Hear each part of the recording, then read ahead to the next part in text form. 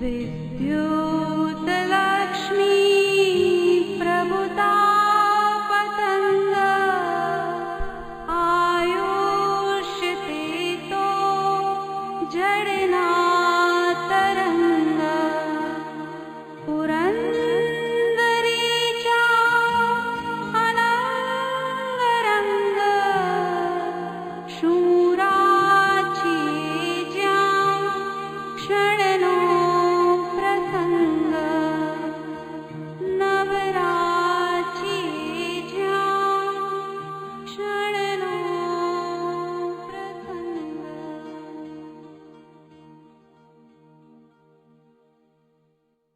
प्रस्तुत सीडी में पूज्य श्री निहाल भाई सौगानी जी के द्रव्य दृष्टि प्रकाश ग्रंथ से लिए गए आध्यात्मिक बोल हैं।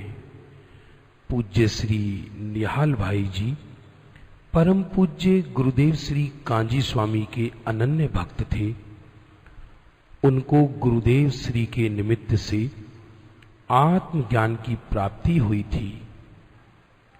इस सीडी में आत्मद्रव्य को मुख्य करते हुए ऐसे आध्यात्मिक बोलों को लिया गया है जिसे सुनकर मुमुक्षु जीव आत्म सन्मुख हो सकते हैं।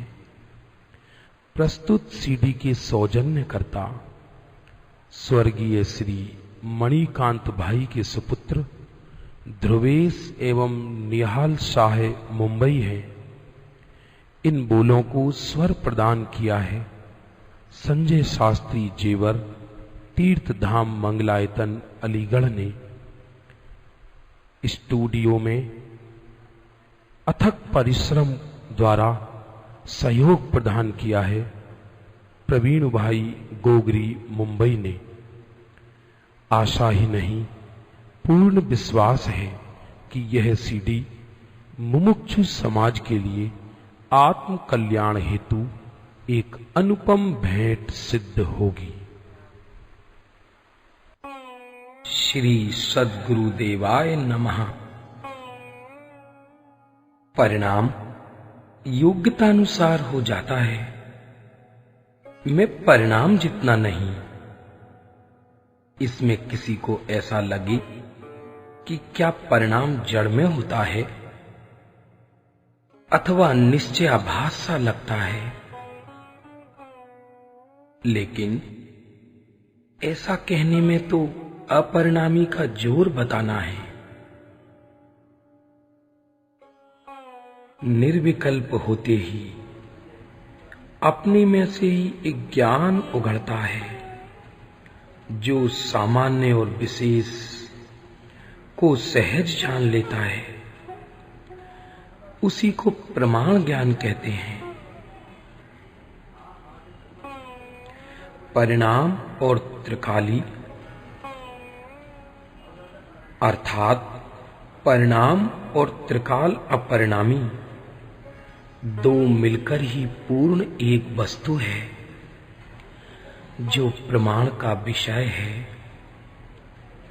वेदांत तो केवल निष्क्रिय निष्क्रिय कहते हैं, वे परिणाम को ही नहीं मानते हैं। तो निष्क्रिय भी जैसा है वैसा तो उनकी मान्यता में भी नहीं आता। यहां तो परिणाम को गौण करके निष्क्रिय कहा जाता है।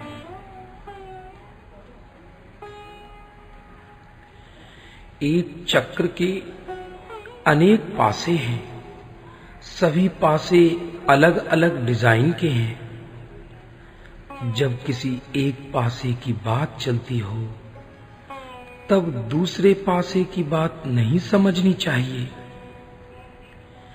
ऐसी वस्तु के अनेक धर्मों में से भिन्न भिन्न धर्मों की बात चलती हो तब एक को दूसरे में मिलाकर घोटाला नहीं करना चाहिए।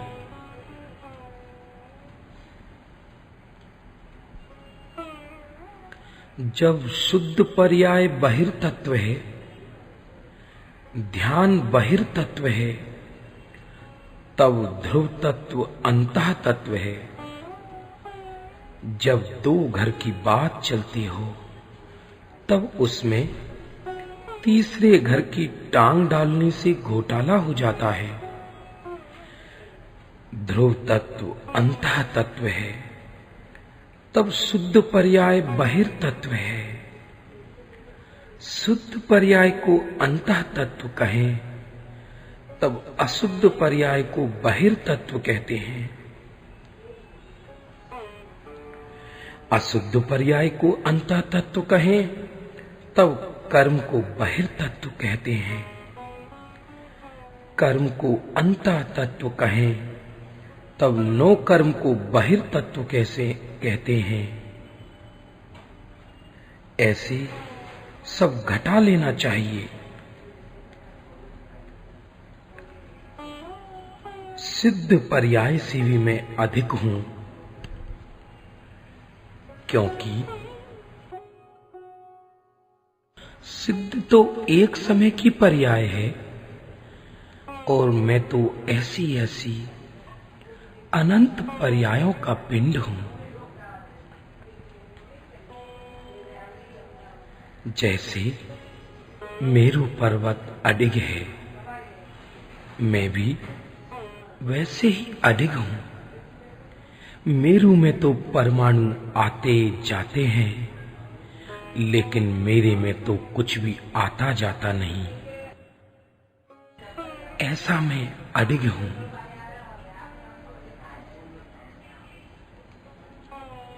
मैं वर्तमान में ही मुक्त हूं, आनंद की मूर्ति हूं, आनंद से भरचक समुद्र ही हूं। ऐसी दृष्टि हो तो फिर मोक्ष से भी प्रयोजन नहीं। मोक्ष हो तो हो, ना हो तो भी क्या। पर्याय की इतनी गौणता द्रव्य दृष्टि में हो जाती है। मेरे को तो वर्तमान में ही आनंद आ रहा है, फिर पर्याय में तो मोक्ष होगा ही होगा, लेकिन मेरे को तो उससे भी प्रयोजन नहीं।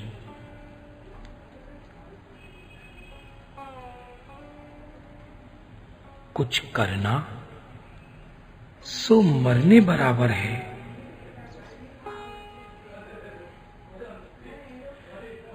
मुझे शुरू से ही कुछ करने के भाव में मरने जैसा बोझा लगता है। सो परिणाम होते हैं तो मैं भट्टी में जल रहा हूं, ऐसा लगता था। समुद्र के जल में से एक बूंद उड़कर बाहर पड़े तो उस बूंद को रेत चूस कर खत्म कर देगी, और यदि गर्म रेत हो तो बूंद तुरंत खत्म हो जाएगी। वैसे ही परिणाम बाहर की ओर जाए तो उसमें दुख ही दुख है। द्रव्य दृष्टि की अपेक्षा से तो शुद्ध पर्याय भी परद्रव्य है। जब मेरे अस्तित्व में वो शुद्ध पर्याय नहीं, तो फिर राग की तो बात ही क्या। पर्याय में तीव्र अशुभ परिणाम हो या उत्कृष्ट से उत्कृष्ट शुद्ध पर्याय हो, मेरे में कुछ भी बिगाड़ सुधार नहीं होता। मैं तो वैसा का वैसा ही हूं। अरे, केवल ज्ञान से भी हमारे प्रयोजन नहीं, मोक्ष से भी प्रयोजन नहीं। वो तो हो ही जाता है। ज्ञान का विषय दृष्टि के विषय का प्रयोजन साधने जितना ही लक्ष्य में लेना ठीक है, बाकी उसका प्रयोजन नहीं। सुन सुन करके मिल जाएगा, यह दृष्टि झूठी है। अपने अनंत पुरुषार्थ से ही होगी। सुनना सुनाना पढ़ना पढ़ाना ये सभी कार्य सिद्धि के लिए बेकार हैं। ये हों तो भले हों, लेकिन उसका खेद होना चाहिए, निषेध आना चाहिए।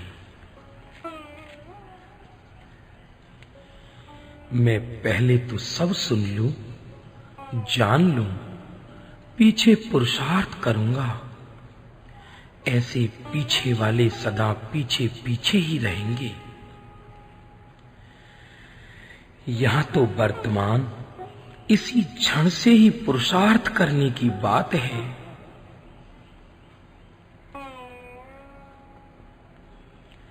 व्यवहारमय को अभूतार्थ कहने से संक्षेप में परिणाम मात्र अभूतार्थ है, ऐसा कहा है। चाहे तो परिणाम अशुभ हो, शुभ हो या शुद्ध हो, अपने परिणाम तक ही अपनी सीमा है। इससे आगे तो कोई द्रव्य जा ही नहीं सकता। परिणाम अपना है तो भी उसको आप खुद ही पलट नहीं सकते। परिणाम में तो कर्ता कर्म पने का धर्म है, इसलिए वो तो पलटेगा ही। जब दृष्टि बाहर झुकी है, दृष्टि का प्रसार अपने को छोड़कर बाहर में है, तो परिणाम भी बाहर झुकेगा। और यदि दृष्टि अपने स्वभाव की ओर है, तो परिणाम भी अपनी ओर झुकेगा। अरे, अपने को तो परिणाम भी पलटाना नहीं है। मैं अपरिणामी हूं और पलटना मेरा धर्म ही नहीं है, वह तो परिणाम का धर्म है। दृष्टि की अपेक्षा से शुद्ध परिणाम भी मेरे से अलग ही है। ज्ञान उसको अपना अंश जान लेता है। जब एक बार आनंद की घूंट पी ली, तब तो बार बार वही घूंट पीने के लिए अपनी ओर। जब एक बार आनंद की घूंट पी ली, तब तो बार बार वही घूंट पीने के लिए अपनी ओर आना ही पड़ेगा। दूसरी किसी जगह परिणति को रस ही नहीं आएगा। बार बार अपनी ओर आने का ही लक्ष्य रहेगा। दूसरे सब रस उड़ जाएंगे। पुरुषार्थ करूं, यह बात भी नहीं है। मैं वर्तमान में ही अनंत पुरुषार्थ का पिंड हूं। पर्याय की अपेक्षा से पुरुषार्थ करने का कथन आता है। मैं स्वयं ही वर्तमान में भगवान हूं। इसमें भगवान होना भी क्या है? अपने स्वभाव में दृष्टि का प्रसार होते ही पर्याय मेरी ओर झुकते झुकते पर्याय में केवल ज्ञान सिद्ध दशादि होती ही है, परंतु मुझे तो इससे भी प्रयोजन नहीं है। पहले तो धारणा बराबर होनी चाहिए, लेकिन धारणा अंतर में उतरे तभी सम्यक ज्ञान होता है। धारणा में भी इधर का लक्ष्य होना चाहिए। धारणा स्वलक्षी होनी चाहिए। स्वलक्षी धारणा प्रयोग की उत्पादक होती है और प्रयोगान्वित धारणा में धारण किया उपदेश जब अंतर में उतरता है, तभी सम्यक दर्शन और सम्यक ज्ञान होता है। अपने त्रिकाली अस्तित्व में अपनापन होने से पर्याय बुद्धि छूट जाती है। विभाव तो मेरे से बहुत दूर है, यहां तो परिणाम भी मेरे से भिन्न है। आहा, मैं तो अब परिणामी हूं, एक समय के परिणाम के साथ नहीं बहता।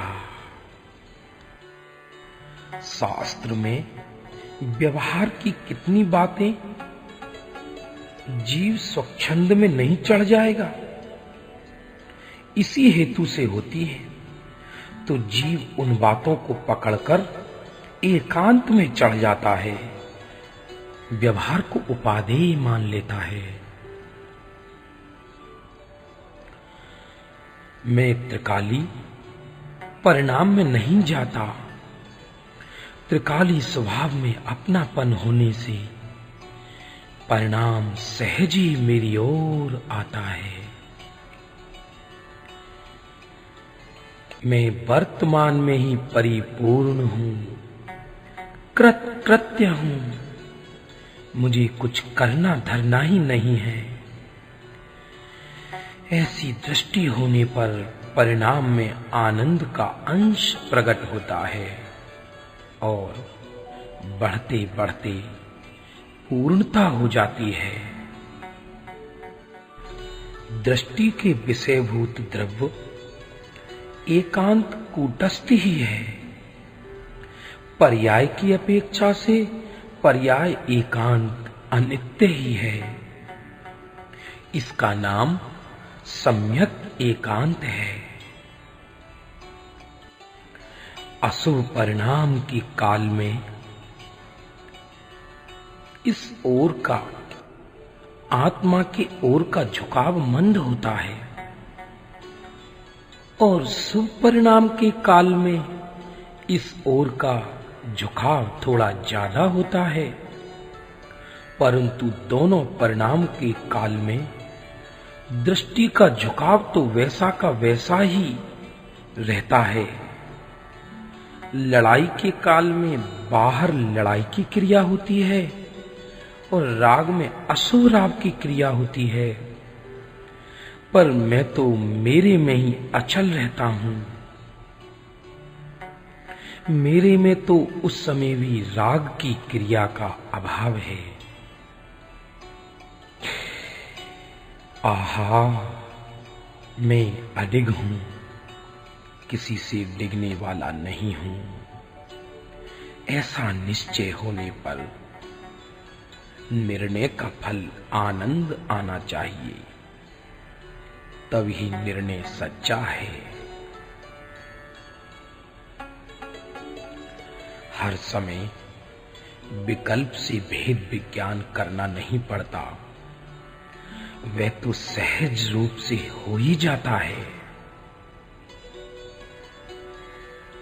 दृष्टि द्रव्य में तादात्म्य हो जाने पर भी चारित्र परिणति कुछ च्युत होकर पर की ओर चली जाती है, तो भी स्वरूपाचरण की च्युति नहीं होती। दृष्टि होने पर भी चारित्र गुण की योग्यता ही ऐसी होने से चारित्र गुण पूरा शुद्ध नहीं परिणम जाता। श्रद्धा गुण का स्वभाव ऐसा है कि एक ही क्षण में द्रव्य में पूरा का पूरा व्याप्त हो जाता है। चारित्र गुण का स्वभाव ऐसा है कि वह क्रम क्रम से ही पूरा होता है। ऐसा दोनों गुणों के स्वभाव ही अलग अलग हैं। जब दृष्टि अपने स्वरूप में तादात्म्य होती है तो थोड़े काल तक राग आता तो है, लेकिन वह लंगड़ा हो जाता है, उसको आधार नहीं रहता। अरे, मैं तो कभी भी नहीं हिलने वाला खूंटा हूं, खूंटा। परिणाम आते हैं और जाते हैं, मगर मैं तो खूंटे की तरह अचलित ही रहता हूं। बहिर्मुख होने से ज्ञान खिलता नहीं और अंतर्मुख होने से भीतर से ही केवल ज्ञान प्रकट हो जाता है। अपनी ओर ही देखने की बात है। अपने द्रव्य में दृष्टि तादाद में होते ही ज्ञान प्रमाण हो जाता है। तब ज्ञान अन्य सभी बातें सहज ही जान लेता है। जब अपनी ओर से खिसक कर बाहर जाने का ही निषेध है, तो अशुभ में जाकर पर में रस पड़ जावे, तब तो दृष्टि अपने द्रव्य में रही ही कहां। वह तो पर में चली गई, पर में चली गई। अनेकांत पण सम्यक एकांत एवा निज पदनी प्राप्ति सिवाय अन्य हेतु है उपकारी न थी। श्रीमद जी का यह वाक्य मुझे बहुत प्रिय लगता है। दूसरे से सुनना मांगना सब पामरता है, दीनता है, भिखारीपना है। मेरे में क्या कमी है जो मैं दूसरे से मांगूं? मैं तो स्वयं ही परिपूर्ण हूं, परिपूर्ण हूं। अहो जे भावे तीर्थंकर गोत्र बंधाए, ते भाव पण नुकसान करता छे। यह बात कहने की किसकी ताकत है? यह तो गुरुदेव श्री का ही सामर्थ्य है। तीर्थंकर की दिव्य ध्वनि से भी लाभ नहीं होता, तो फिर और किससे लाभ हो? वह दिव्य ध्वनि भी अपने को, स्व को छोड़कर एक भिन्न विषय ही है। यहां पर सुनने के बहिर्मुखी परिणाम से छूटकर अंतर्मुख होने की प्रेरणा है। विकल्प से और मन से किया हुआ निर्णय सच्चा नहीं। अपनी ओर दृष्टि को तादात्म्य करने पर ही अपने से किया हुआ निर्णय सच्चा होता है। पहले विकल्प से, अनुमान से निर्णय हो, उसमें भी लक्ष्य तो अंतर में ढलने का ही होना चाहिए। मैं तो अडिग हूं, किसी से डिगने वाला नहीं हूं। जैसे इस देहाकार में स्थित आकाश अडिग है, हिलता चलता नहीं, वैसे ही मैं भी अडिग हूं।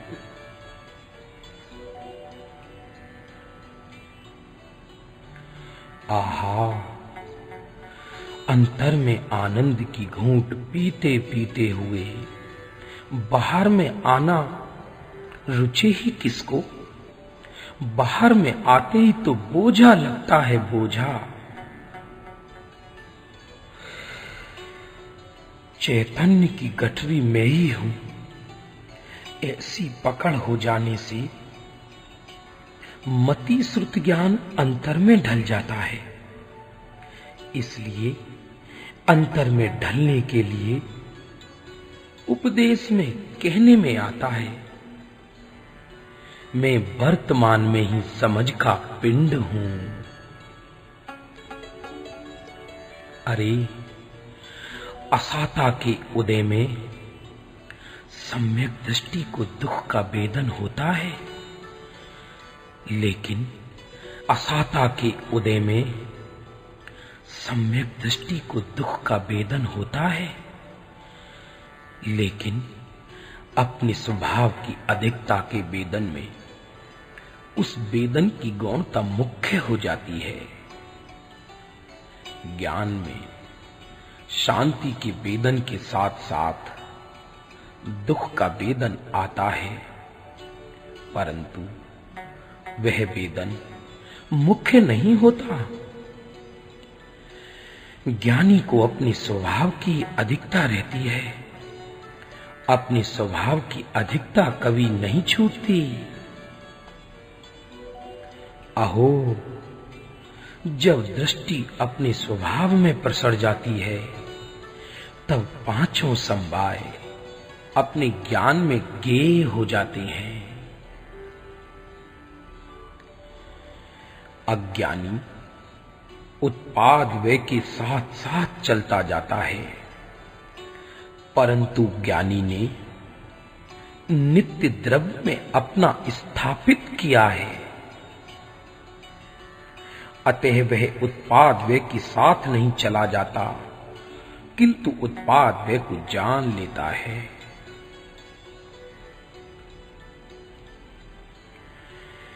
ज्ञान की पर्याय आती है अंदर से, परंतु बाहर का लक्ष्य होने से ऐसा दिखता है कि मानो पर्याय बाहर से आती हो।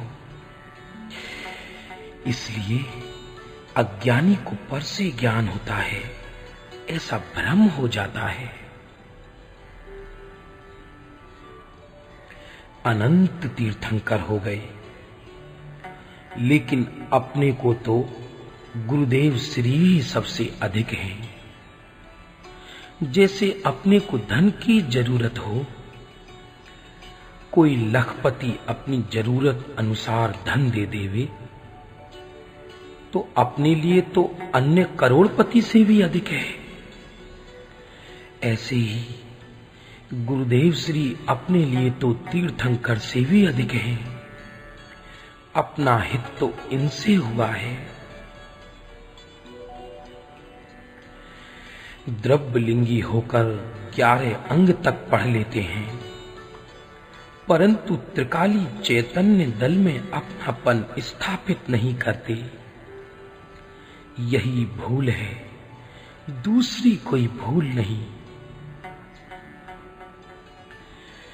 परम पूज्य गुरुदेव श्री ने शास्त्र पढ़ते समय कहा है कि जैसे व्यापार में बही के पन्ने फेरते हैं, वैसे ही ये पन्ने हैं, कोई फर्क नहीं। इधर चैतन्य की दृष्टि नहीं तो दोनों समान हैं। तीर्थंकर योग और वाणी मिली तो ठीक है, भविष्य में भी इसी भाव से मिलेगी।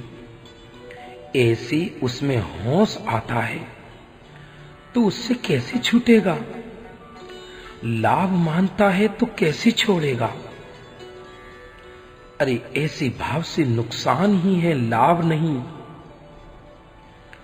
लाभ तो अपने से ही है, वर्तमान से ही खुद का लाभ है।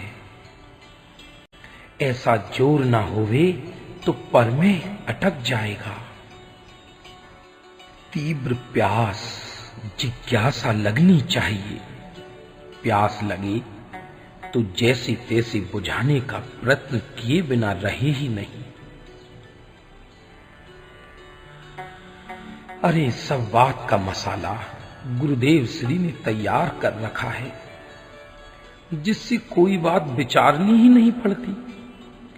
नहीं तो साधक हो फिर भी उसे मसाला तैयार करना पड़ता है। अज्ञानी को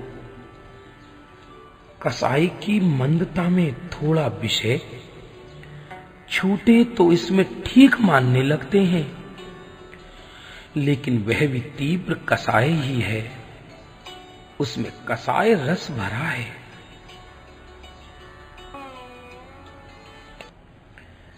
शास्त्र में परिणाम देखने की बात आती है तो अज्ञानी परिणाम देखते रहते हैं, ध्रुव वस्तु रह जाती है।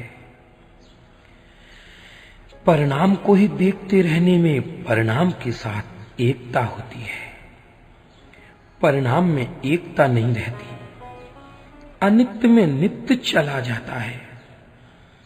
पर्याय की शुद्धि ऐसी है ऐसी है। ऐसे पर्याय की बात में रस पड़ जाने से नित्य का जोर नहीं रहता। पर्याय में जोर करने की तो आदत पड़ी ही है। आखिरी वस्तु बताने में नित्य और अनित्य बताने में आता है। इसमें अनित्य अंग दूसरे का नहीं है, ऐसा बताने के लिए है, परंतु दृष्टि का विषय तो नित्य ही है और अनित्य मेरे से भिन्न ही है। उसका भाव और मेरी ध्रुव का भाव विरुद्ध है। शक्ति की तरफ देखे तो इतना भारी भारी लगता है कि संपूर्ण जगत फिर जावे तो भी वह अनंत शक्तियों का पिंड नहीं फिर सकता है। ऐसा घन रूप है, उसमें कुछ विचलितता ही नहीं होती। परिणाम में बैठकर शक्ति को देखता है। शक्ति ऐसी है, ऐसी है, उसमें तो देखने वाला और शक्ति दो अलग अलग चीज हो जाती हैं। जैसे दूसरा दूसरे की बात कर रहा हो वैसा हो जाता है। वास्तव में द्रव्य स्वभाव को देखते ही अभिन्नता होनी चाहिए, परंतु परिणाम में से एकत्व नहीं छूटने के कारण द्रव्य स्वभाव में अभेदता नहीं होती। दर्पण में जो पर्याय दिखती है वह तो ऊपर ऊपर है, अंदर में जो दल पड़ा है वह तो जैसा का तैसा है। वह पर्याय रूप होता ही नहीं।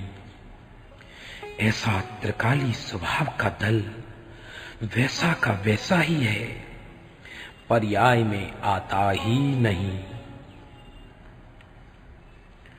श्रद्धा में त्रिकालीपना आ गया तो विकल्प से भिन्नता हो ही गई, वही मुक्ति है। चारित्र में मुक्ति हो ही जाएगी। बस एक ही बात है कि मैं त्रिकाली हूं, ऐसा जम जाना चाहिए। पर्याय होने वाली हो सो योग्यता अनुसार हो जाती है, मैं उसमें नहीं जाता। क्षयोपशम हो ना हो, याद रहे ना रहे, परंतु असंख्य प्रदेश में व्यापक हो जाना चाहिए। द्रव्यलिंगी को त्रिकाली के प्रति उत्साह नहीं आता, उत्साह आता तो त्रिकाली हो जाता। कुछ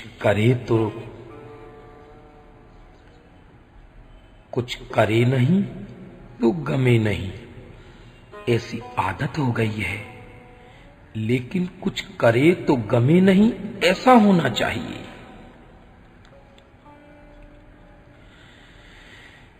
रुचि की आवश्यकता चाहिए, दरकार होनी चाहिए।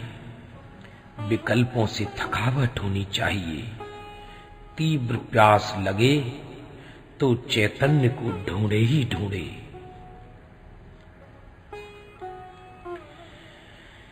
जहां तक अंदर में डुबकी नहीं मारता वहां तक प्रयत्न चालू रखना चाहिए।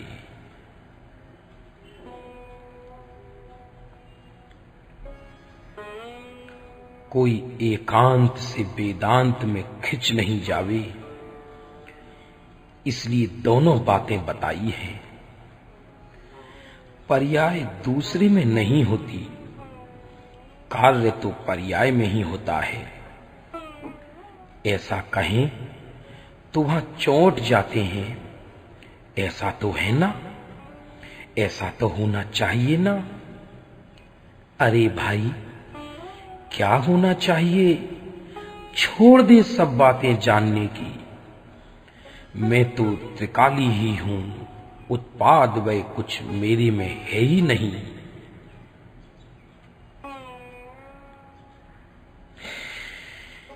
एक ही मास्टर की है,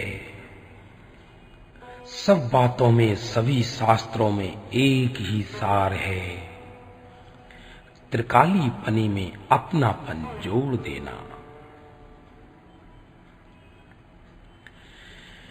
आनंद के अनुभव में तो राग से भी भिन्न चैतन्य गोला छुट्टा अकेला अनुभव में आता है।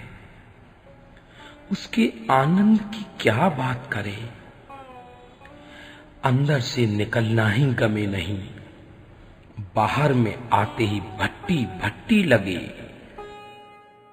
चौथा गुण स्थान वाला जीव द्रव्य लिंग धारता है, फिर भी स्थिरता कम है, और पंच गुण स्थान वाला अशुभ में विशेष हो, फिर भी स्थिरता विशेष है। क्योंकि चौथे गुण स्थान वाले द्रव्यलिंगी को शुभ भाव में रस अधिक है और बाह्य उपयोग भी अधिक है, जबकि पांचवें गुण स्थान वाला अशुभ भाव में अधिक होते हुए भी अंतर में ढलन अधिक रहती है। अज्ञानी पर्याय में ही अपनापन, संतोष, अधिकता आदि रखते हैं।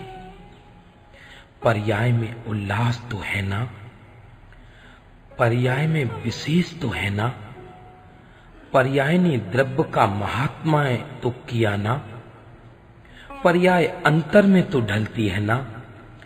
ऐसे ऐसे किसी ना किसी प्रकार से पर्याय में ही वजन रखते हैं, लेकिन पर्याय से हटकर मैं तो त्रिकाली दल जैसा का तैसा हूं। परिणाम मात्र मेरे में नहीं है, ऐसे ध्रुवपने में अधिकता नहीं थापते। कारण कि वेदन में तो पर्याय आती है और द्रव्य तो अप्रगट है। अप्रगट को तो नहीं देखते, पर्याय में ही अपनापन रखते हैं।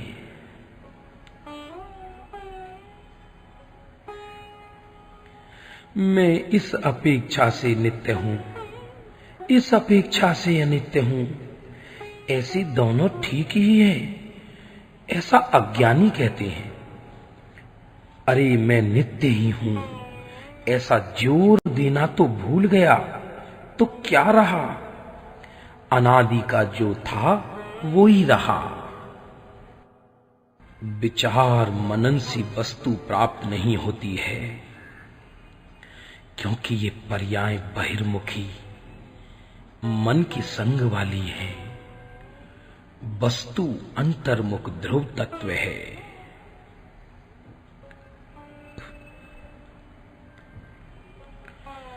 चैतन्य दल में असंख्य प्रदेश में प्रसर जाने से पर्याय दिखती ही नहीं है। ऐसी पर्याय को छोड़कर ऐसी पर्याय करूं, ऐसा नहीं होता। पर्याय में साम्य भाव आ जाता है। असल में बात तो यह है कि सुनने में जो महात्म्य आता है वह नहीं, किंतु अंदर से सहज रूप से स्वयं का महात्म्य आना चाहिए। बाहर में तीव्र थकावट हो तो महात्म्य अंदर से ही आता है।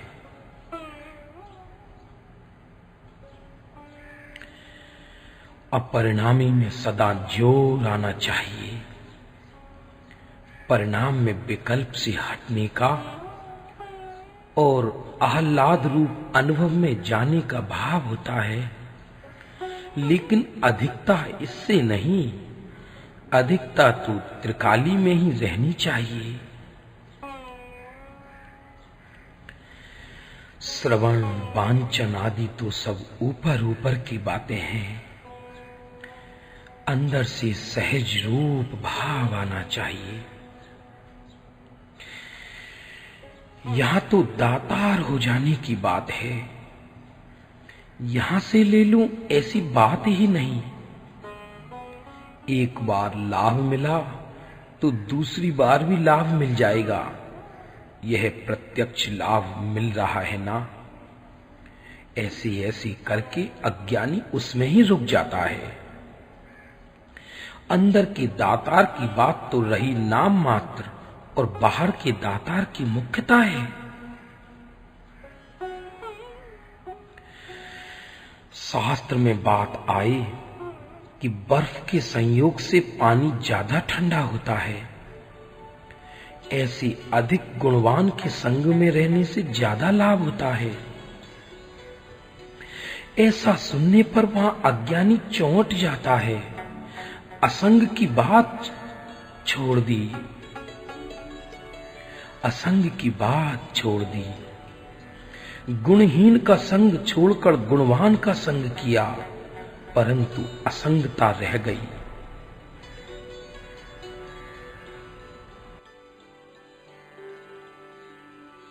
शास्त्रों में अनेक तरह के कथन आते हैं, तो अज्ञानी इनमें उलझ जाता है,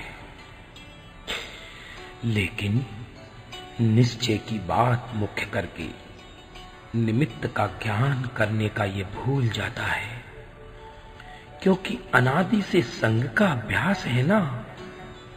इससे एक संग अशुभ को छोड़कर दूसरे शुभ संग को पकड़ लेता है। अनुभव की बात तो क्या कहें, आहा, एक दफा तो बिजली के करंट के माफिक अंदर में उतर जाना चाहिए। जैसे करंट का काल थोड़ा, फिर भी सारा शरीर झनझना उठता है, उसी तरह असंख्य प्रदेश में आनंद आनंद हो जाता है। पीछे शुभाशुभ विकल्प आते हैं, परंतु अनुभव में से छूटना ना चाहे तो भी छूट जाते हैं। अरे छूट जाए तो छूट जाए, मगर मैं तो ये त्रिकाली आत्मा ही हूं। सब शास्त्र पढ़ लेवे तो भी अनुभव बिना उसका भाव ख्याल में नहीं आता। सब अपेक्षा तो जान लेवे, ऐसे अज्ञानी उसमें ही फंस जाते हैं। त्रिकाली का जोर नहीं तो क्षणिक शुभाशुभ में पूरा का पूरा चला जाता है।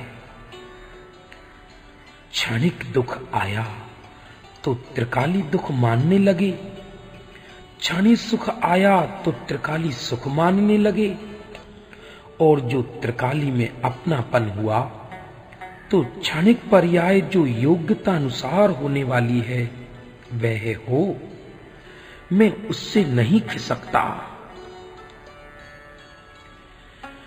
निर्विकल्प अनुभव होते ही ज्ञाता दृष्टा हो सकता है।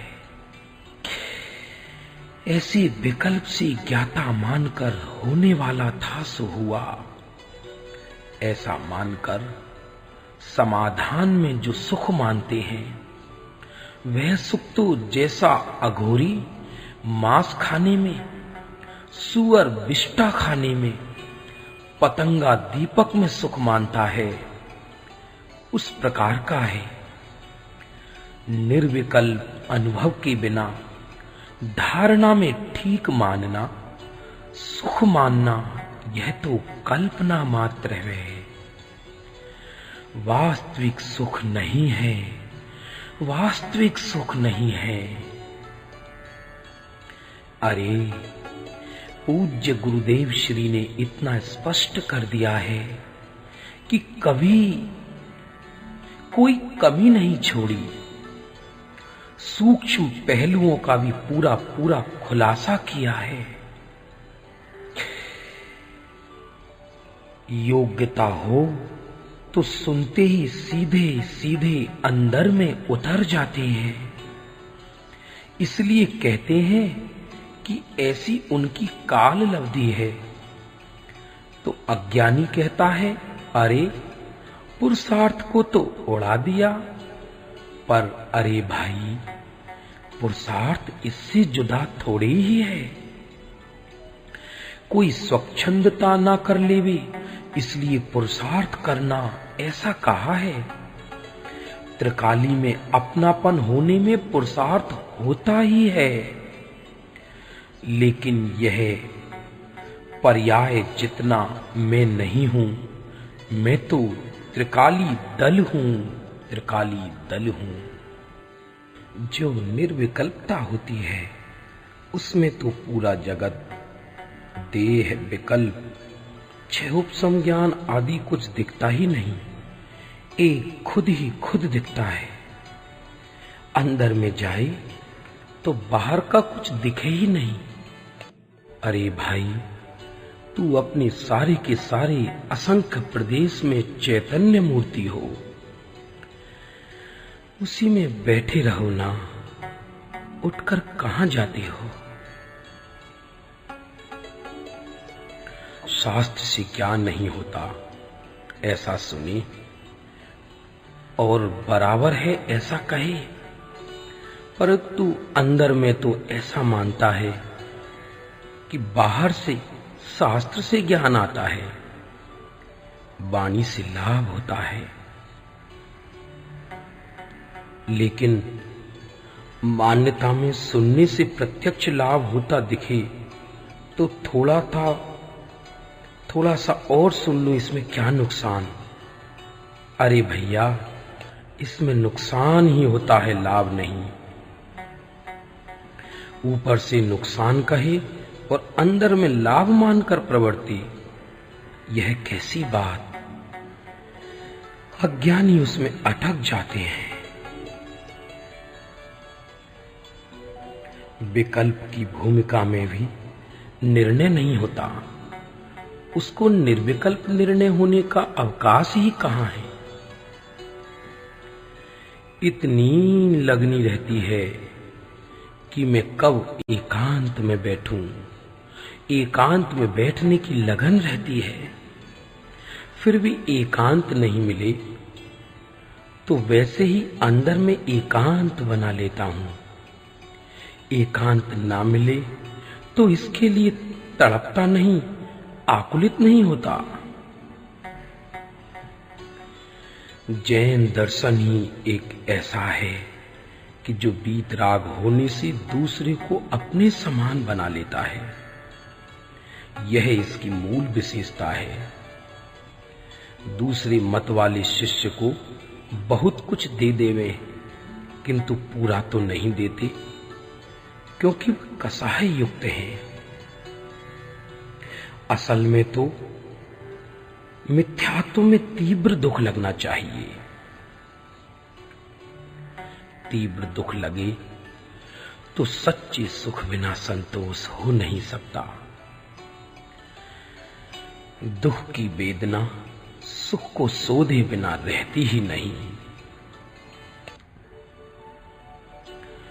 निर्विकल्प आनंद की तो बात क्या करें, विकल्प के समय भी सुख और शांति तो बढ़ती ही रहती है।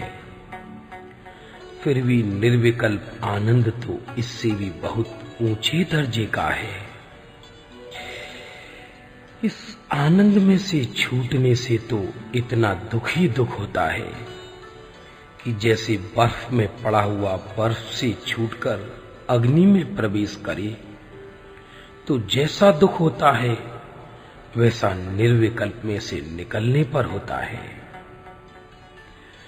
इसी से तो निर्विकल्प में जाने की लगन रहती है। आखिर कितना भी सुन लो, लेकिन सुख तो यहां से ही शुरू होता है। यह थोड़ा सा सुन तो लूं, इसमें क्या नुकसान है, पीछे अंदर में जाऊंगा, यह बात ठीक नहीं है। और एक समय की ज्ञान पर्याय में विचार कर करके भी क्या मिलेगा। त्रिकाली की ओर जोर देने से क्षणिक पर्याय की एकता छूटकर सुख मिलेगा। ये चार गतियों की बात तो बहुत स्थूल है भाई।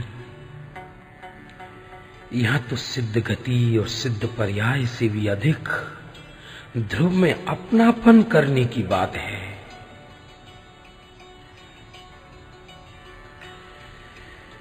ज्ञानी को तो त्रिकाल में ही अपनापन होने से उसे वांछन, श्रवण, पूजन आदि में भी अंदर से वृद्धि होती रहती है। देव, गुरु आदि निमित्तों का सांसारिक विषयों की अपेक्षा से फर्क है, क्योंकि सांसारिक विषय तो अपनी ओर झुकने को कहते हैं और देवादिक निमित्त अपनी ओर के झुकाव का निषेध करके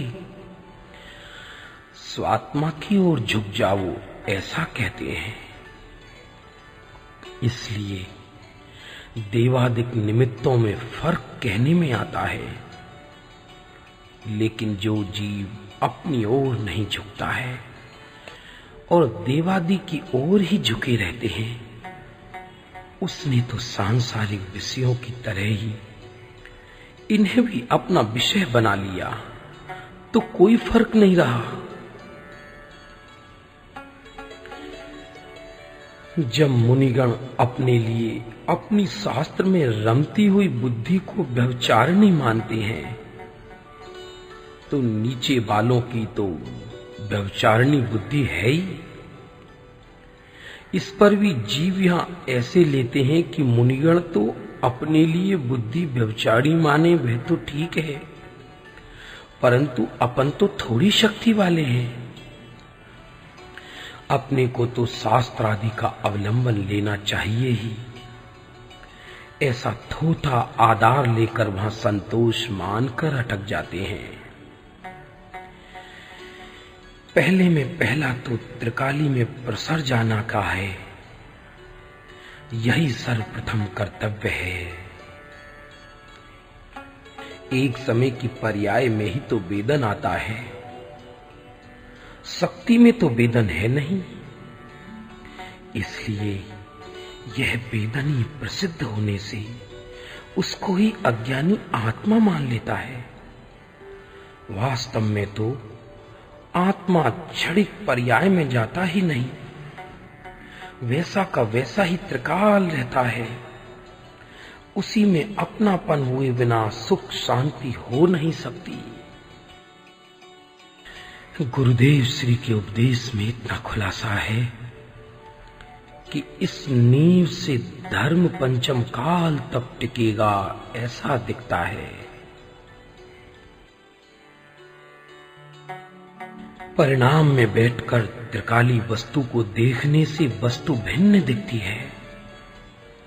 इसलिए परिणाम से भिन्न होने के लिए वस्तु में बैठकर देखना है, तभी वस्तु में अपनापन एकत्व होने से पर्याय का कार्य भिन्न दिखने लगेगा।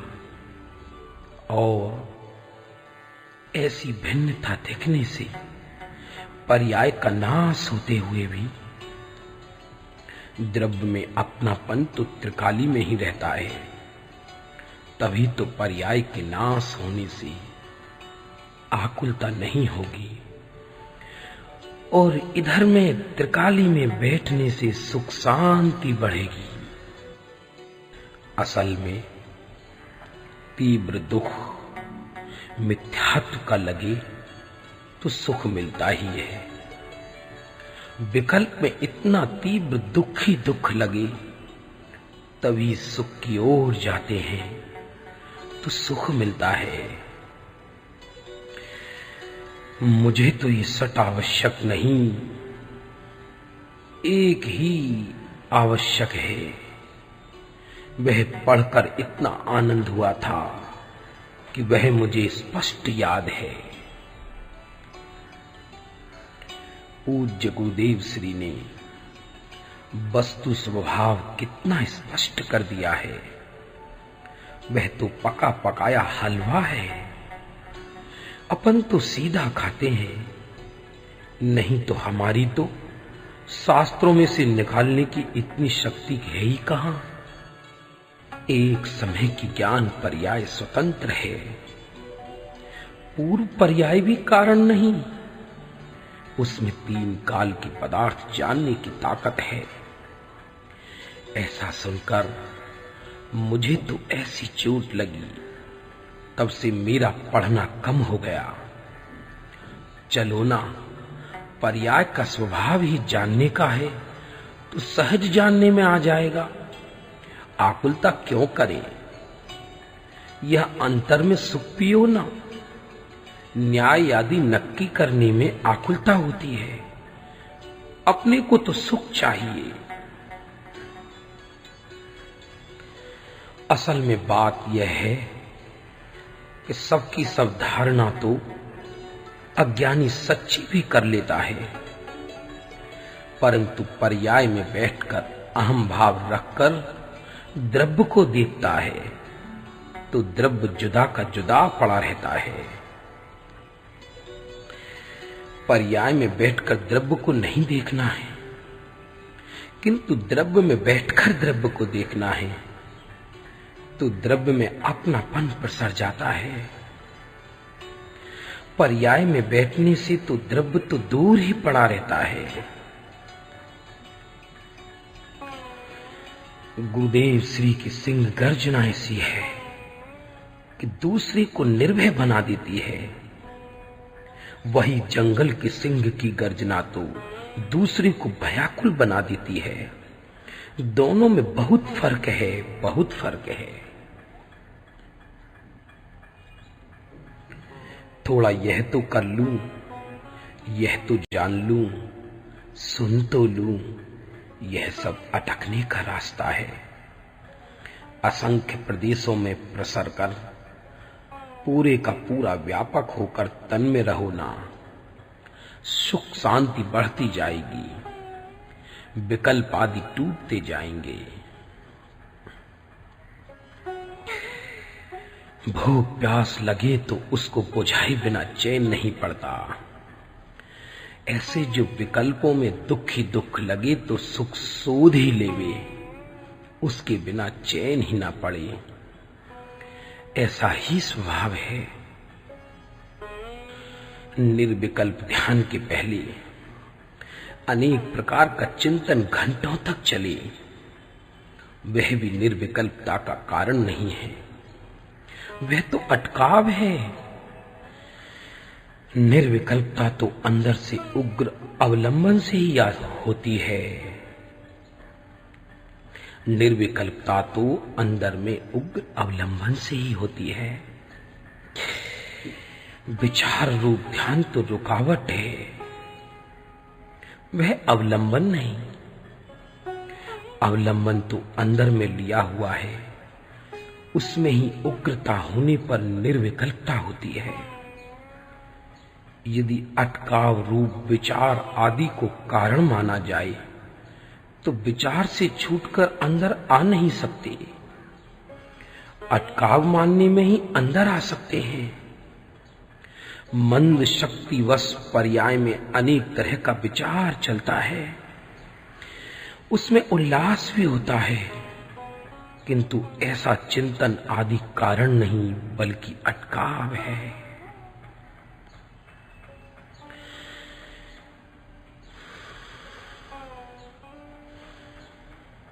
अपने को तो सुख पीने की अधिकता रहती है, जानने की नहीं। खरेखर तो विकल्प से जो जानते हैं सो तो सच्चा जानना ही नहीं है। अंदर में अभेदता से जो सहज जानना होता है वही सच्चा ज्ञान है। पर सत्तावलंबी ज्ञान को तो हुए कहां है ना। शिव भूति मुनि विशेष जानते नहीं थे, फिर भी अंदर में सुख पीते पीते उनको केवल ज्ञान हो गया। देव शास्त्र गुरु श्रवण विचार वांचन मनन उघाड़ और एक समय की पूर्व उत्तर पर्याय जो साधन रूप कहने में आता है वह सब निश्चय से बाधक रूप है। ऐसा नहीं माने तब तक तो त्रिकाली में आ नहीं सकती। ऊपर ऊपर से बाधक रूप कहे और अंदर में साधना रूप मानता रहे तो वहां ही झुकाव रहा करेगा, त्रिकाली में नहीं आ सकेगा। पहले तो यह बात नक्की कर लो कि सुनने से ज्ञान नहीं होता, सामान्य स्वभाव के आश्रय से ही ज्ञान होगा। फिर भी सुनने का विकल्प उठे तो उसमें खेद होना चाहिए। मैं तो वर्तमान में ही परिपूर्ण हूं, वर्तमान से ही मुझे कुछ करना नहीं है। परिणाम में पुरुषार्थ सहज होता है। करूं करूं यह तो आकुलता है, बोझा है। यहां तो परिणाम मात्र को व्यवहार कहते हैं। मोक्ष और मोक्ष मार्ग सब व्यवहार है। मैं तो अक्रिय ध्रुव तत्व हूं, ध्रुव तत्व। अपना सुख देखा नहीं, इसलिए किसके साथ मिलान करे कि यह देवगुरु आश्रित वृत्ति भी दुख है। अज्ञानी ने इसलिए एकांत दुख को सुख मान लिया है। वस्तु स्वरूप जैसा है वैसा ही है, तो फिर अपेक्षा लगाकर ढीला थोड़ी ही हो सकता है। अपने द्रव्य में एकत्व किए बिना राग से और शरीर से भिन्नता नहीं हो सकती। भले ही भिन्न है ऐसा कहे, लेकिन अपने द्रव्य में एकत्व होते ही सहज भिन्नता हो जाती है। विकल्प उठाना नहीं पड़ता, सहज ही भिन्नता रहती है। देव गुरु प्रति के जो मचक होती है वह भी नपुंसकता है, और अभिप्राय में मचक होवे तो अनंतानुबंधी कसाई के कारण वह अनंती नपुंसकता है। शास्त्र में मुनि के लिए ऐसा कहा है कि यदि अन्य मुनि बीमार हो तो बैया वृत्ति करना, पर वह तो विकल्प होवे तो ऐसा होवे उसकी बात है। अपने में एकाग्र हो तो प्रथम तो वही कर्तव्य है, विकल्प कर्तव्य नहीं। अधिक पुण्य वह तो विष्टा का बड़ा ढेर है।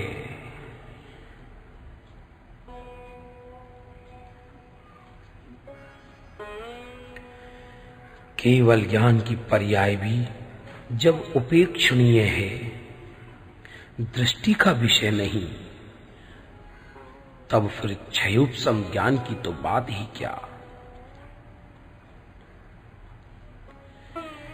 कोई भी कथन समझने के लिए यदि वक्ता के अभिप्राय को छोड़कर अर्थ करने जाएगा तो अर्थ गलत ही होगा। शुभ राग को कर्तव्य मानने की तो बात ही कहां। मेरा तो कोई कर्तव्य ही नहीं, ऐसा पहले पक्का होना चाहिए। पहले विकल्पात्मकता में तो ये निर्णय कर लो कि परिणाम की अपेक्षा से इधर अंतर में ही जमने का है, दूसरा कुछ भी करने का नहीं है। ऐसे विकल्पात्मक निर्णय का भी अवलंबन नहीं होना चाहिए। और मैं तो अपरिणामी हूं, परिणाम में जाता ही नहीं। ऐसा अभ्यास होने पर दृष्टि जम जाएगी। इधर दृष्टि जम गई, बस वही मुक्ति है, मुक्ति करनी नहीं है। दूसरी सब जगहों से छूटा, परंतु इधर आया तो देव गुरु को चोटा। यहां से जरूर होगा, पर वह तो वैसा का वैसा ही हुआ। सिर्फ नई दुकान चालू की, मात्र निमित्त ही बदला, अभिप्राय नहीं। चाहे जैसी बात वह कितनी ही बार कहने में आए, लेकिन त्रिकाली की अधिकता कभी नहीं छूटनी चाहिए। कथन चाहे जैसा आवे, परंतु यह बात कायम रख करके ही अन्य सब बात हैं। त्रिकाली की अधिकता कभी नहीं छूटनी चाहिए। देव की ओर देखो तो देव ये कहते हैं, मैं तुम्हारी सन्मुख नहीं देखता हूं, तुम भी मेरे सन्मुख मत देखो, अपने सन्मुख देखो। सत आवश्यक कहे जाते हैं, परंतु वास्तव में तो ये अनावश्यक है। श्रावक की भूमिका में विकल्प आता है तो वह किस प्रकार का आता है, ऐसा बताने के लिए कहने में आता है। वास्तव में तो उसमें भी खेद और दुख लगता है।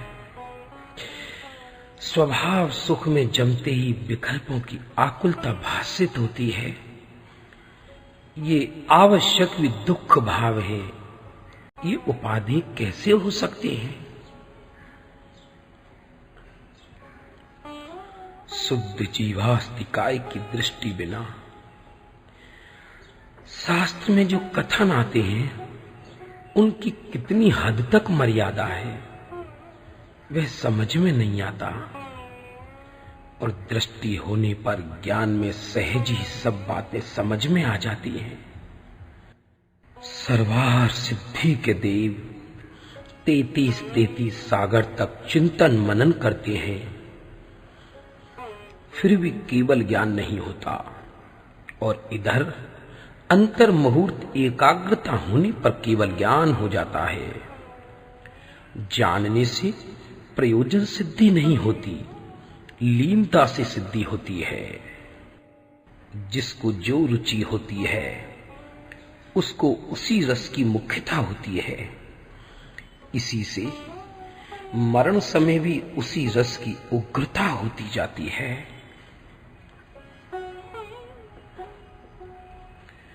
अशुद्ध पर्याय का मुख बाहर की ओर है और शुद्ध पर्याय का मुख अपनी ओर है। दोनों के मुख की दिशा विरुद्ध है, इसी से वे सहज ही भिन्न दिखते हैं।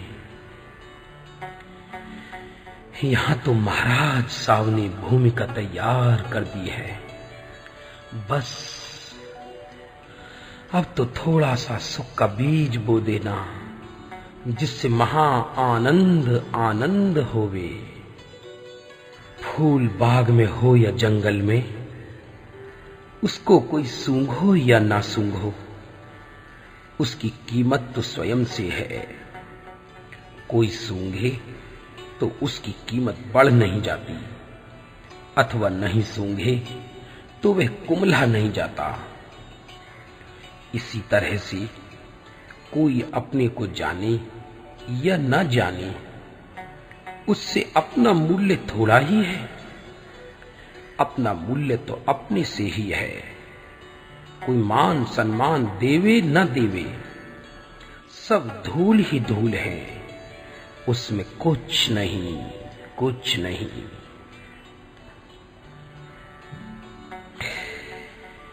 पूज्य गुरुदेव श्री अपने लिए तो अनंत तीर्थंकरों से अधिक हैं, क्योंकि अपना कार्य होने में निमित्त हुए इसलिए। दूसरा उन्होंने यह बताया कि भैया तुम सिद्ध तो क्या, सिद्ध से भी अधिक हो। अनंत सिद्ध पर्याय जहां से सदैव निकलती रहे, ऐसे तुम हो। ऐसा उत्कृष्ट वाच्य पूज्य गुरुदेव श्री ने बतलाया।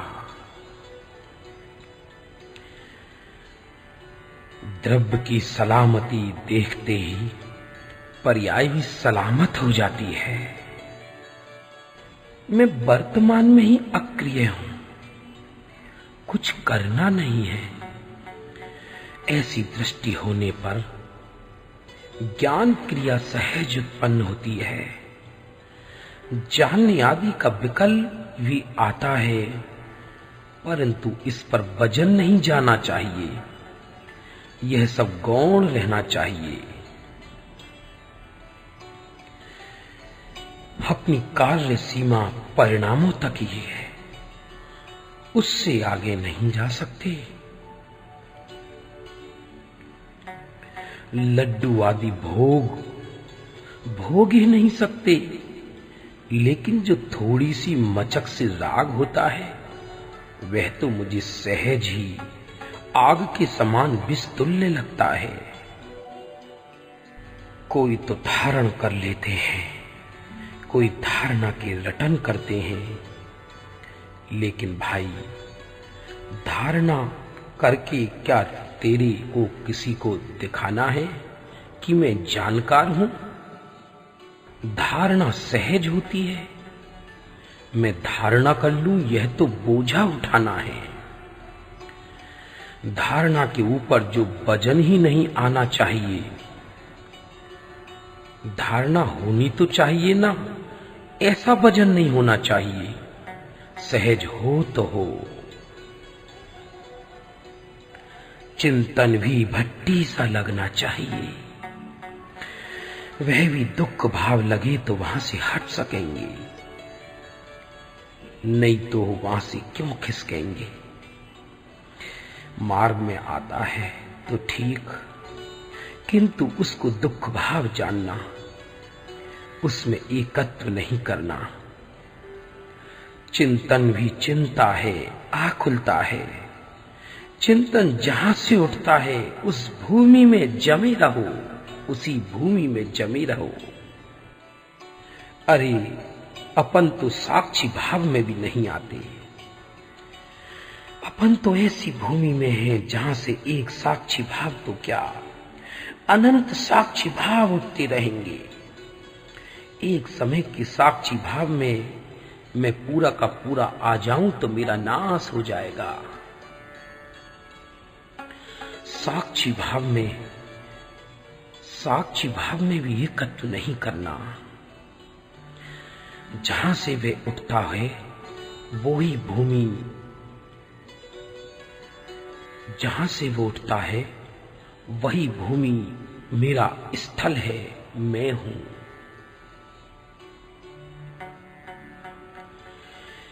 वस्तु वर्तमान में प्रत्यक्ष स्थित है, वर्तमान में ही विद्यमान है। एक समय की पर्याय के पीछे पूर्ण वस्तु स्थित है। लक्ष्य करे उसी क्षण दिख जाती है।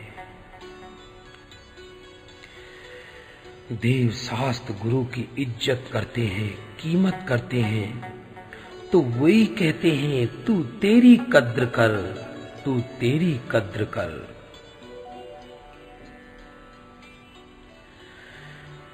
स्वयं से ही लाभ है ऐसा ना माने तो अन्य से लाभ मानना ही पड़े, यह नियम है।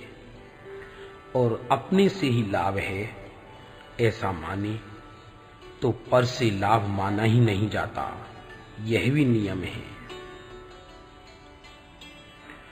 योग्यता और पात्रता ठीक होवे तो एक ही क्षण में काम हो जाए, ऐसी बात है। पहले विकल्प उठे और बाद में समाधान करें कि ये स्वतंत्र है।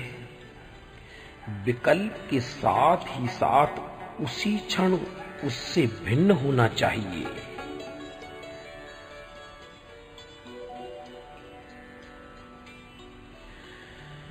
मैं ऐसी भूमि हूं जहां से क्षण क्षण में नया नया फल उत्पन्न होता ही रहता है।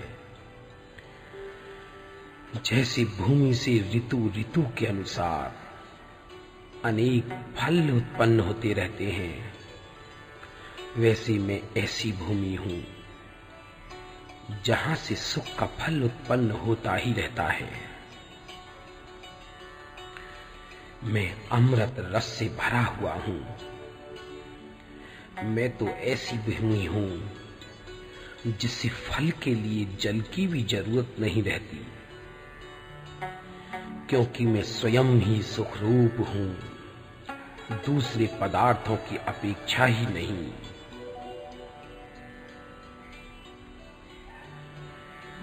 अपन तो अपने ही सुखधाम में बैठे रहें, जमे रहें, बस यही एक बात कायम रख करके दूसरी सभी बातों को खतिया लो। ज्ञान का थोड़ा क्षयोपशम होवे और थोड़ा विकास भी होता जाए तो वह उसमें रुक ही जाता है। मैं थोड़ा समझदार तो हूं और पहले की अपेक्षा शांति भी तो बढ़ रही है। इस तरह से मैं आगे बढ़ तो रहा हूं, ऐसा संतोष मानकर अटक जाता है। यहां अंतर्मुख बैठते ही बस इधर अपने असंख्यात प्रदेश में दृष्टि लगाते ही यहां से सीधा सिद्धलोक में जाएगा। वर्तमान में ही कृतकृत्य हूं, ऐसी दृष्टि अपनी वस्तु में हुई तो करूं ऐसी कर्तृत्व बुद्धि छूट गई। बस यही मुक्ति है।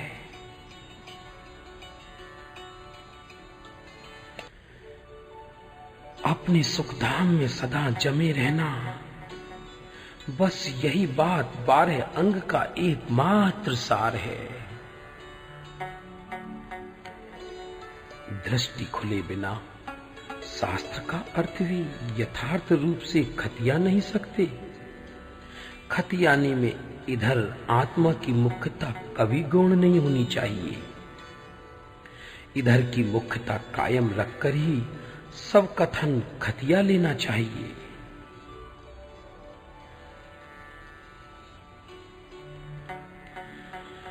ज्ञानी को भी क्षणिक विकल्प उठते हैं, लेकिन पूर्व की माफिक विकल्प में अनंत जोर नहीं।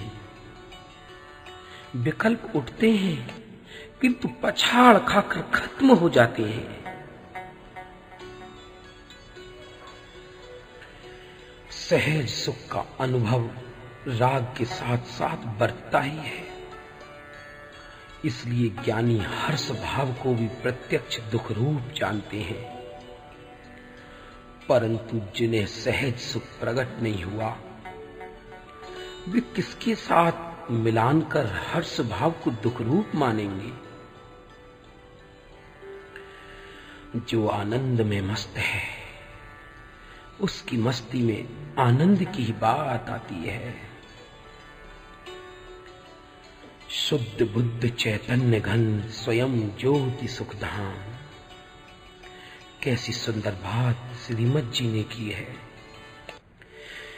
एक पंक्ति में सब बात आ गई। बस भाई, तू इतना ही विचार कर। परिणाम का कार्य परिणाम करेगा, तुम उसकी दरकार छोड़ो। तुम तो अपने नित्य घर में ही बैठे रहो,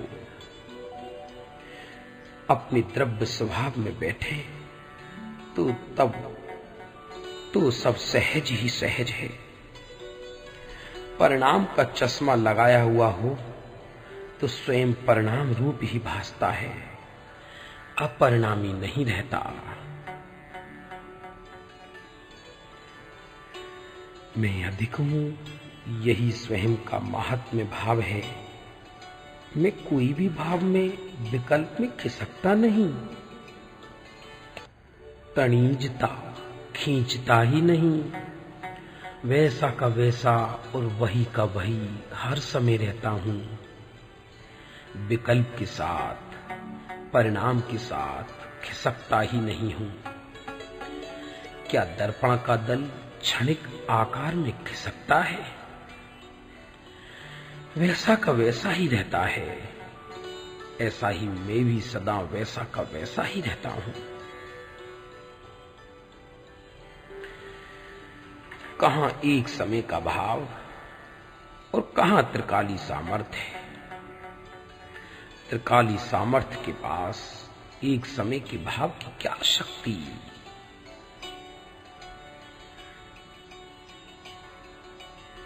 सत्य बात समझ आने पर करूं करूं का बोझ तो हल्का हो जाए, परंतु इस त्रिकाली अपरिणामी भाव का अनुभव होना यही खास बात है।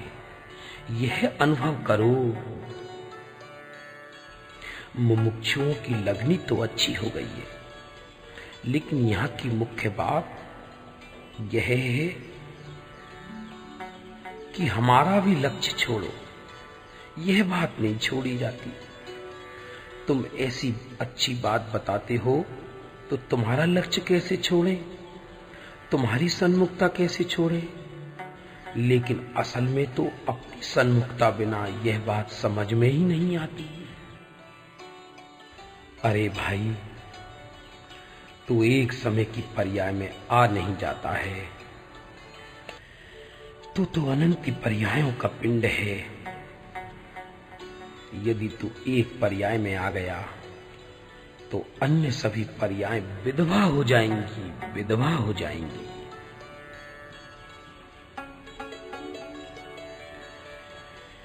अज्ञानी को अकेले परिणाम का ही वेदन होता है। परिणाम के साथ ही समूचा अपरिणामी पड़ा है, उसका वेदन नहीं होता। लेकिन अपरिणामी में दृष्टि जमाकर उसमें तादात्म्य होकर प्रसर कर अपनापन होता ही, अपनापन होते ही उसी क्षण अपरिणामी और परिणाम दोनों का एक साथ अनुभव होता है। अकेले परिणाम का वेदन मिथ्या दृष्टि को ही होता है। ज्ञानी को तो एक साथ दोनों का अनुभव रहता है। ऐसी पर्याय के अनुभव को, अर्थात द्रव्य स्वरूप के अभेद वाहव रूप अनुभव को द्रव्य का अनुभव कहने में आता है। वास्तव में अनुभव पर्याय की सीमा का उल्लंघन नहीं करता। मैं निष्क्रिय हूं, यह चश्मा तो सदा ही लगाए रखना चाहिए। दूसरा चश्मा लगाते समय भी यह चश्मा तो लगा ही रहना चाहिए। इसके बिना तो कुछ भी दिखलाई नहीं देगा। मैं ऐसा अपरिणामी पदार्थ हूं कि तीनों लोकों के सभी पदार्थ इकट्ठे होकर भी मुझे हिला डुला नहीं सकते। साधक बाधक ये तो सब पर्याय का ज्ञान करने के लिए है। सबलाई का चश्मा लगाए बिना नवलाई का भी ज्ञान नहीं होता। साधकपना बाधकपना तो पर्याय की बात है। हमें तो साधकपने बाधकपने की भी दरकार नहीं है, क्योंकि बाधकपना मुझ त्रिकाली को नुकसान नहीं पहुंचा सकता और साधकपना लाभ नहीं कर सकता। तो फिर इनका विचार क्यों? अरे अपनी चैतन्य गोले में ऐसा लीन हो जाना चाहिए कि उसकी रस से परिणित अन्यत्र जाए ही नहीं। उसी को वैराग्य कहते हैं। यहां अपनी ओर आते ही कर्म की खड़खड़ाहट खत्म हो जाती है। कर्म की धूल उड़ने लगती है। पर्याय का बांकापना भी छूट जाता है। सुख शांति बढ़ती जाती है। अपेक्षा ज्ञान बराबर होना चाहिए, नहीं तो खतियाने में फेर हो जाता है। किस अपेक्षा से किस बात को कितनी मर्यादा तक कहा है, उसका ख्याल होना जरूरी है।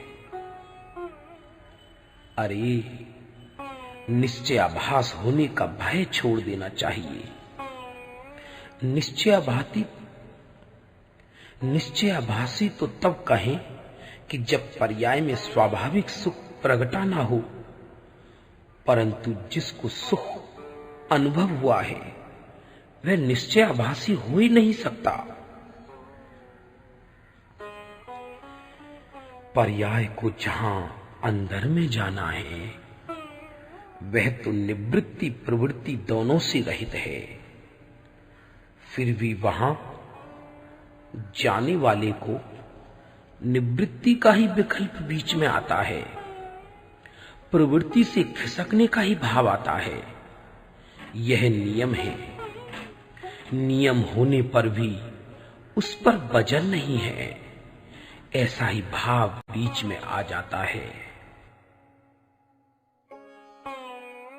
तुम 15 साल का संबंध कहते हो, लेकिन हमारे तो वर्तमान विकल्प जितना ही एक क्षण का संबंध है। यह विकल्प छूटा कि फिर खलास।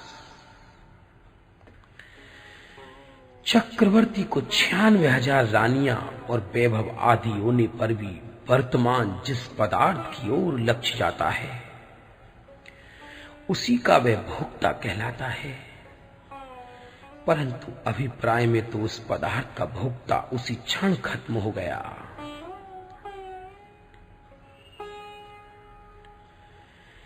आत्मधर्म जब मिला, उसमें एक ही आवश्यक है। ऐसा पढ़ते ही चोट लगी। अरे यह 8 द्रव्यों से पूजा करना, 6 आवश्यक, इन सब में तो बोझा लगता है, और इस एक आवश्यक में तो बोझा घट जाता है। यह स्थान यह बतला रहा है कि यदि तुम्हें सुख चाहिए तो तुम अपने साथियों से भी दूर हो जाओ। मैं निरावलंबी पदार्थ हूं, ऐसा निर्णय आए बिना अभिप्राय में पर का आलंबन नहीं छूटता। झटपट मुक्ति चाहिए तो बस यहां त्रिकाली में ही विराजमान हो जाओ। ज्ञान करने की जरूरत नहीं, मंद कषाय करने की जरूरत नहीं, निर्विकल्पता करने की जरूरत नहीं, केवल ज्ञान करने की जरूरत नहीं। सभी सहज होता है। करने का बोझा ही नहीं रखना। अपरिणामी पर आए तो सब सहज ही होता है। ज्ञाता दृष्टा रहूं यह भी नहीं, इधर आया तो ज्ञाता दृष्टापना सहज रहता है, रहूं ऐसा नहीं।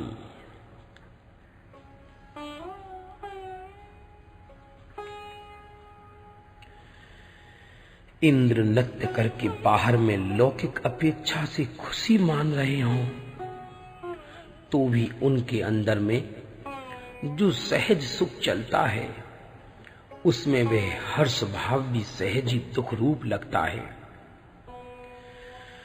और यह सहज सुख उस हर्ष भाव का सहज निषेध करता है।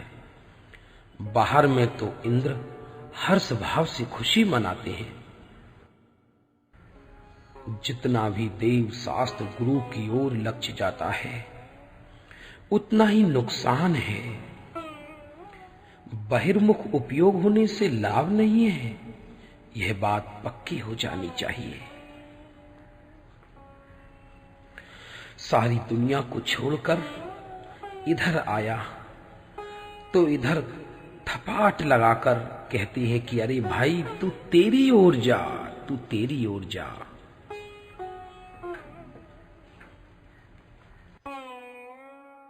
आत्म संबंधी विकल्प हो या पर संबंधी विकल्प हो, विकल्प तो विकल्प ही है।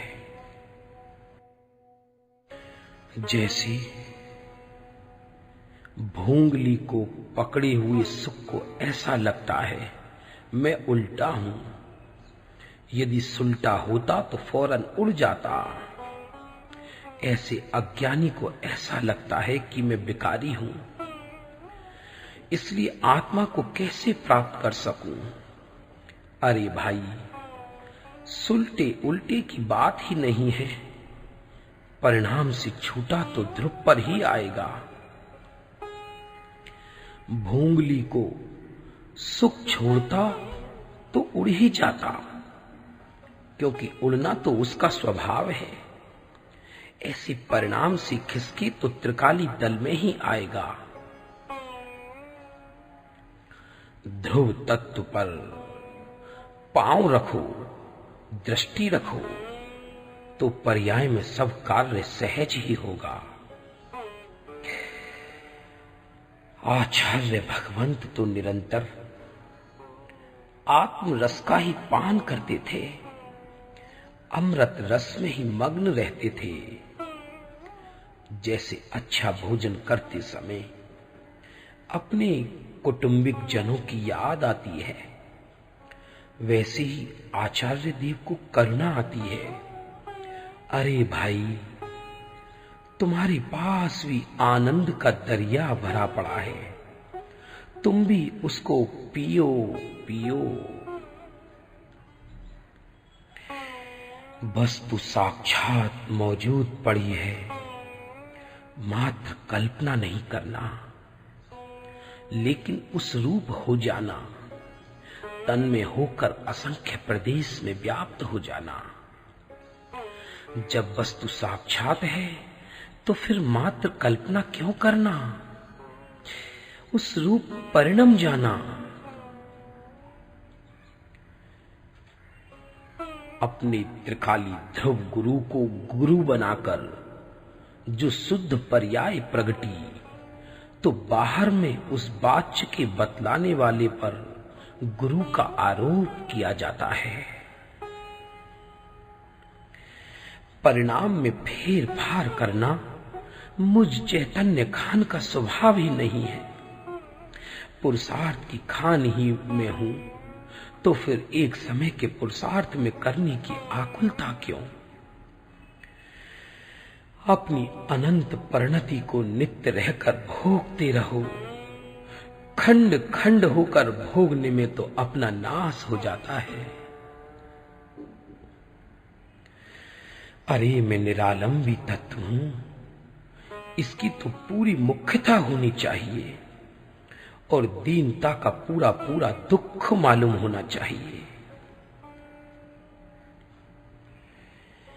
यहां अपनापन आते ही मोक्ष अपने आप हो जाता है। दृष्टि यहां अभेद हुई तो इसे मुक्ति समझो। अपने स्वक्षेत्र में बैठ गया तो परिणाम जाएगा कहां? परिणाम का जोर पंगु हो जाएगा, पंगु। बहिर्मुखता में तो परिणाम पर के साथ चला जाता था। दृष्टि यहां जम गई तो परिणाम में ज्यादा दूर जाने की शक्ति ही नहीं रहती। यथार्थ रुचि हो तो काल लगे ही नहीं। रात दिन खाते पीते सोते उसके ही पीछे पड़े। कृत्रिम पुरुषार्थ की तो बात ही क्या, लेकिन अक्रिय चिदबिंब की दृष्टि में तो सहज पुरुषार्थ की भी गौणता है, क्योंकि वह भी क्रिया एक समय की पर्याय है। अक्रिय दृष्टि में क्रिया मात्र की गौणता है। सुनने के काल में भी मैं निरालंबी तत्व हूं। यहां से शुरू करना चाहिए, फिर सुनने का भाव आएगा, किंतु उसकी मुख्यता नहीं होगी। परिणाम को हटा नहीं सकते, परिणाम में से एकत्व हटा सकते हैं। उपयोग अपने से बाहर निकले तो यम का दूत ही आया ऐसा देखो। बाहर में फिर चाहे भगवान ही हो, उपयोग बाहर जावे उसमें अपना मरण हो रहा है। बाहर के पदार्थ से तो अपना संबंध ही नहीं, तो फिर उपयोग को बाहर में लंबाना क्यों?